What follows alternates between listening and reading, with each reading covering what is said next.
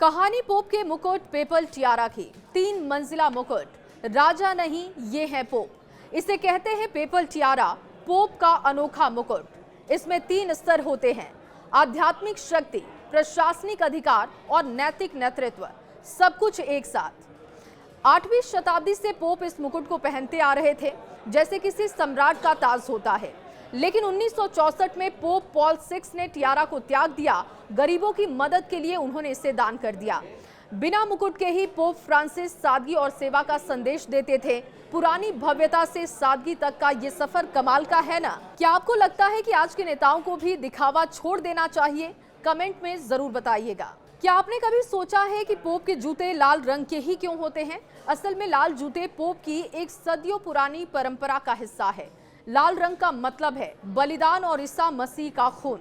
ये जूते इस बात का प्रतीक हैं कि पोप खुद को ईसा मसीह के रास्ते पर चलने वाला सेवक मानते हैं, जो अपने लोगों के लिए सब कुछ छोड़ने को तैयार है।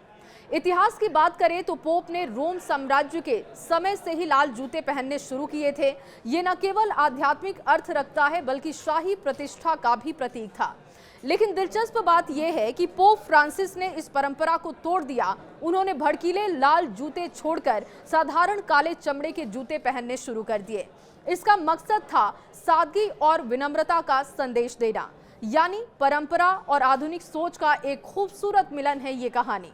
आपको क्या लगता है, समय के साथ परंपराओं को बदलना चाहिए या उन्हें निभा लेना चाहिए? बताइएगा जरूर। वेटिकन का सबसे छोटा सेना दल स्विस गार्ड। जब हम सेना का नाम सुनते हैं तो दिमाग में टैंक, बंदूकें और भारी भरकम यूनिफॉर्म आ जाती है, लेकिन वेटिकन सिटी की सेना स्विस गार्ड एकदम अलग है।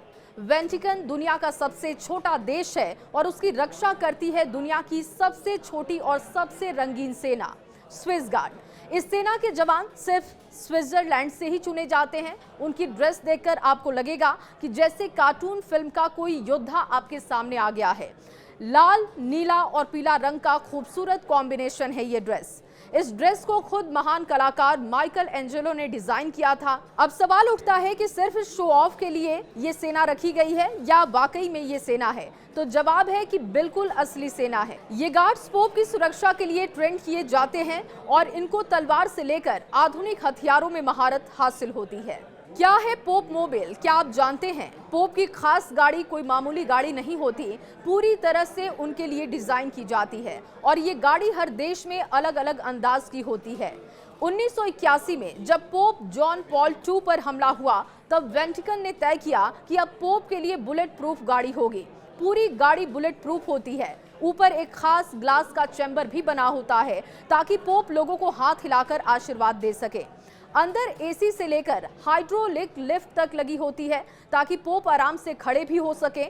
पोप मोबाइल को मर्सिडीज बेंज बनाती है, कभी टोयोटा, कभी जीप और यहाँ तक कि कुछ देशों में लोकल गाड़ियां भी स्पेशली मॉडिफाई की जाती हैं।